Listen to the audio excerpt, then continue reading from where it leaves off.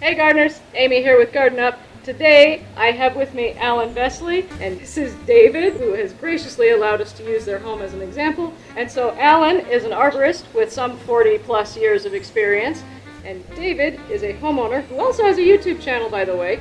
Larsen Jazz Music. Yeah, and so we're going to use one of his tracks as the background music, and if you want to look up his channel, I'll link it down below.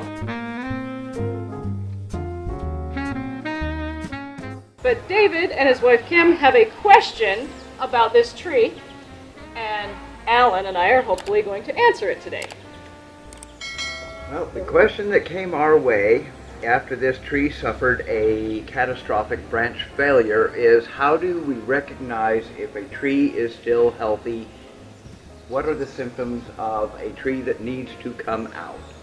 So David, tell me a little bit about what you love about this tree and why you would like to keep it, and then we'll talk about the bad things. Right. Well, this has been a great tree. We have an uphill neighbor, and so it's been lovely to have the privacy. It's a really big, full tree, so during the summer it provides a lot of shade. And we really like kind of a natural landscape as best as we can, so it's nice to have lots of low-hanging branches where the quail and stuff can hang out. And we've just really enjoyed the colors and the flowers and everything else. And so it's a plum tree, it blooms pink in the spring, yeah? Yep, big, lots of blooms. Lots of pretty flowers, and then it's got the beautiful purple foliage the rest of the summer. Yeah. And yeah, super pretty. Now, your concerns about the tree came about when a branch fell, was that right? Yeah, during the winter we heard a big crack, came outside and noticed the tree was a lot lower to the ground than it had been. And yeah, there's a lot of damage here. And a branch bigger than both of my arms had just basically come down to the ground, and yeah, it just seemed like a hazard because we do have children and people wandering around in the back, and there's a lot of branches and a lot of foliage, and as you'll probably see in the video, there's a lot of leaning and stuff up there, so we just were not sure if it was still going to survive all this. So Yeah, there's a lot of things about this tree that we'll talk about. So, Alan, can you take us through the steps, probably from most important to least, things that you would consider when it comes to evaluating a hazard tree and if it should be removed or if it can be saved? The first thing, whenever you're looking at any tree, this goes back also a little bit of pruning. There are growth angles that you want to look at on every branch. And I like to hold my hand up like this. This angle that you get from your hand right here is about the right angle that you should see every branch growing off of. You can walk up literally and put your hand by any given branch on this, and it should match that angle. That's going to be a good growth structure. Anytime there's less than that, you get included bark growing in here. That's two layers of bark, one growing from the trunk side, one growing from the branch side, and when they're in there growing together, they tend to force each other apart over time. And eventually, when that builds up enough, you wind up with catastrophic failure like this. And you can see on this thing here, there are several spots that show the impression of where that has occurred, and it finally led to this branch being forced away. Yeah. So one of the crucial things that you look for in the structure of any given tree is whether there's any branches with less than that ideal angle, because that's going to give you your first potential point of breakage. And this tree, unfortunately, thundercloud plums, which this is, tend to have that occur a lot. A little bit of pruning and sometimes braces to prop a branch out can correct the tree. How do you know when it's gone too far? When you start seeing dog ears that are here, where you get a seam that extends way down the trunk. You can see they're extending way down the back here, they're down here on the front. Those are symptoms of that included bark, the length of time that's been there. The longer that gap appears, the more likely that thing's going to break, because there's more, it's just been forcing itself apart for longer periods of time. Looking at anytime you've got included bark, you need to say how far up that trunk. Anytime it's over 6 inches, you begin to increase the risk dramatically. Every inch worth of this gap shortens that life of that tree tremendously. when you start looking at gaps like this, of a foot or more, you're talking about a tree that could break in the next windstorm. Or they can hold up for a lot longer, but the odds are it is going to break eventually. There's multiple ways to go about preventing this. If you want to keep a tree up, this tree unfortunately is past all that point. If we had gotten here earlier, we might have been able to bolt through the tree and keep the pieces together with bolts that anchor it all together.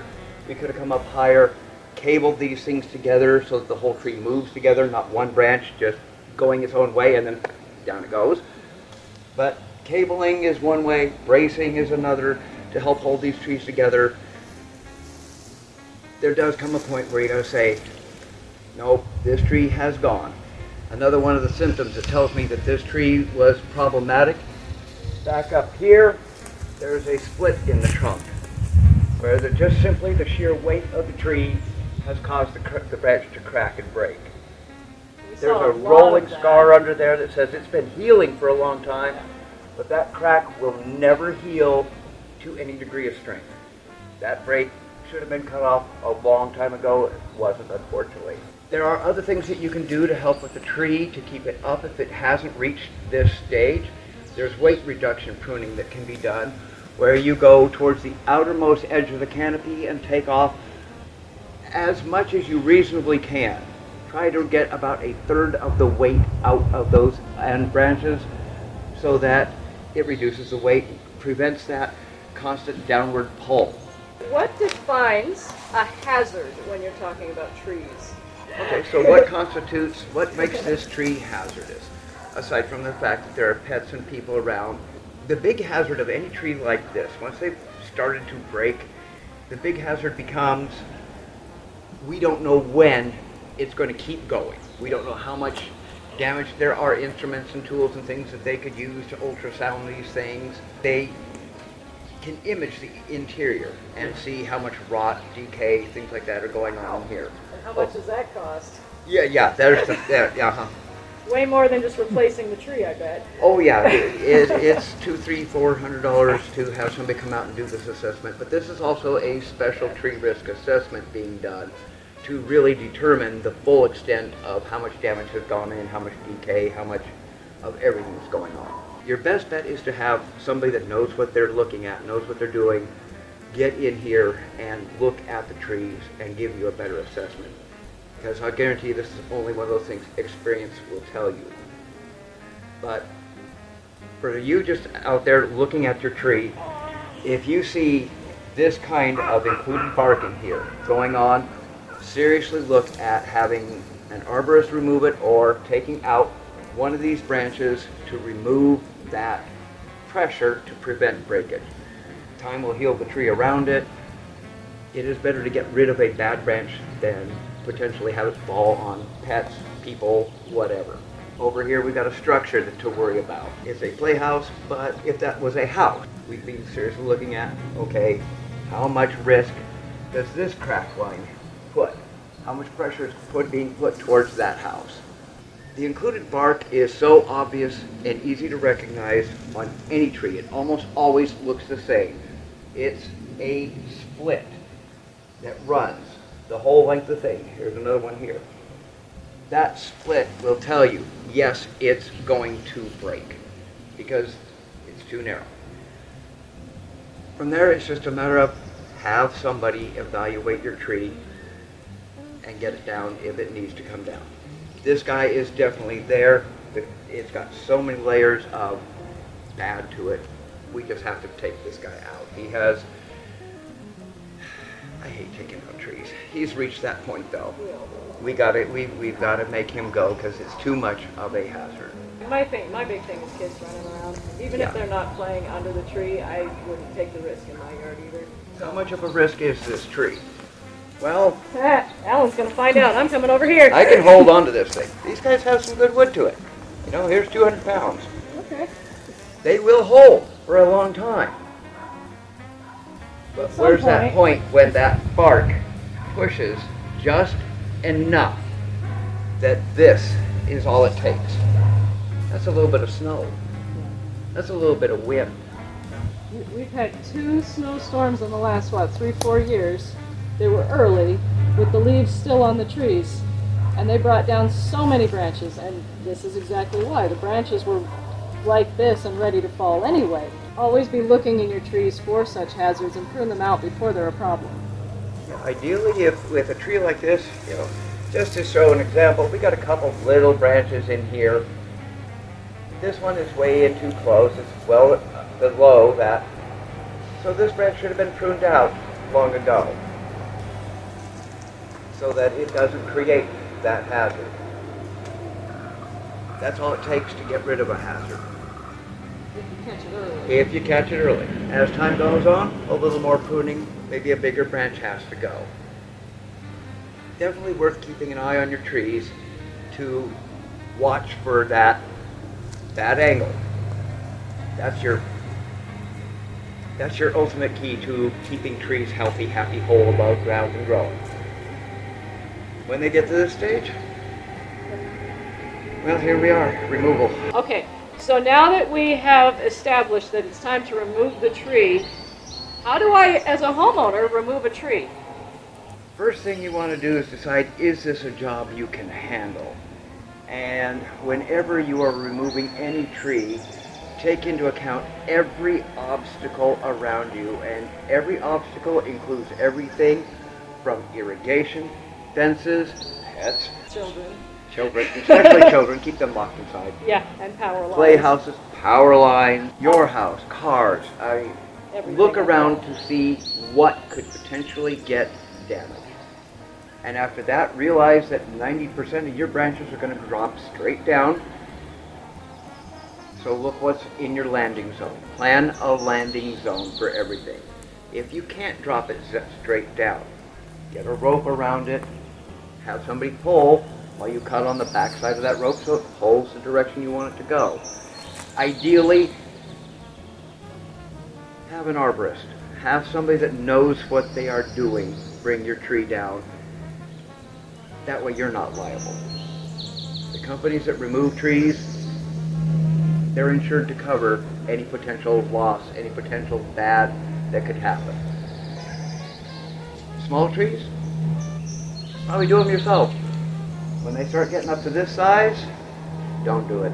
Have somebody that knows what they're doing take care of your tree. I think that covers it. Okay. We're ready to start cutting. Fantastic.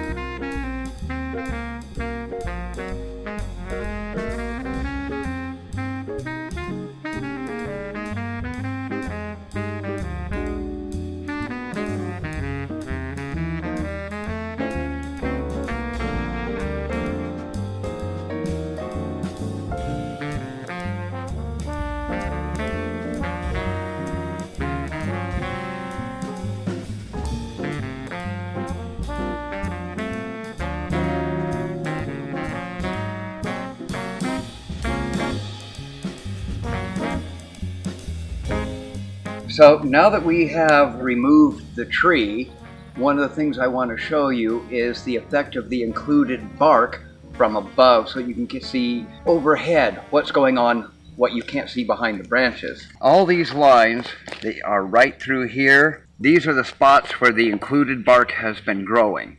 And that's what led to this catastrophic failure here, was as the bark grew in these tiny little spaces, it forced it apart till the tree finally collapsed. When I cut through here, all 4 of these pieces came off in different directions because of the bark that was in here forcing them apart. This just goes to emphasize that what that bark in between layers can do to a tree over time. Right here, this right here was the original center tree. Really? Yep. So it didn't just branch 4 times, or Well, is it? it looks like something may have killed an inner part. Hard to quite tell, but this is the oldest part of the tree here. And then it branched 4 good branches out around this one for whatever reason. And that, Or of this course. one grew into it. Yep. You know, they did grow. These tried to grow on their own separate. The tree tried to grow around them.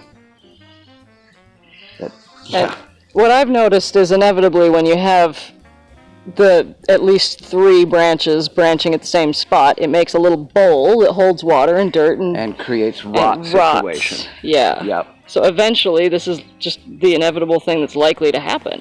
Yeah. Yeah. And it's particularly bad. This plum, European mountain ash, locust of any kind. Those are the trees most prone to center rot that I can think of off the top of my head. I know Fruit there's trees, more. apples and cherries and stuff too, but they usually keep their center leader. Yeah. If we cut again, can we just see the layers of this and like explore how long ago? How thick do you want the layers to be? Yeah, let's go down like every 6 inches or something. Sure.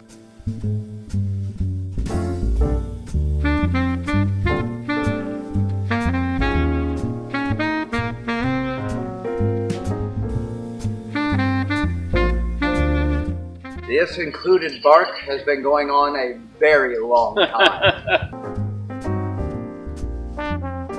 Everywhere it's falling apart, that's where separate trees have been growing.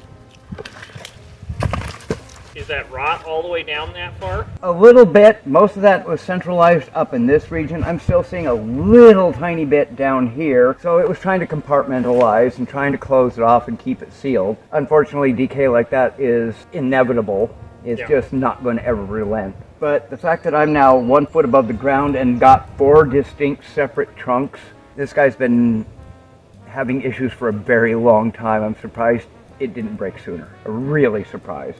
All right, time for the stump.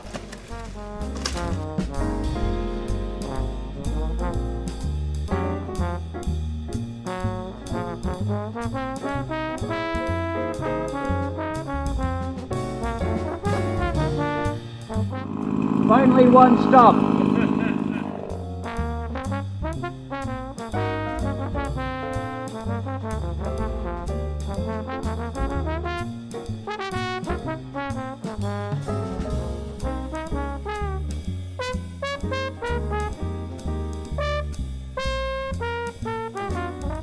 Thanks for watching, everybody. I hope this was illuminating for you and that you learned something from it. Thank you so much, Alan, for volunteering your time to help me film this. And thank you so much, David and Kim, for giving us your house to do this at. If you have any questions, put them in the comments below. Remember to like, subscribe, check out David's channel. And on that note, everybody, Have a good one. Happy I'll gardening. see you in the garden.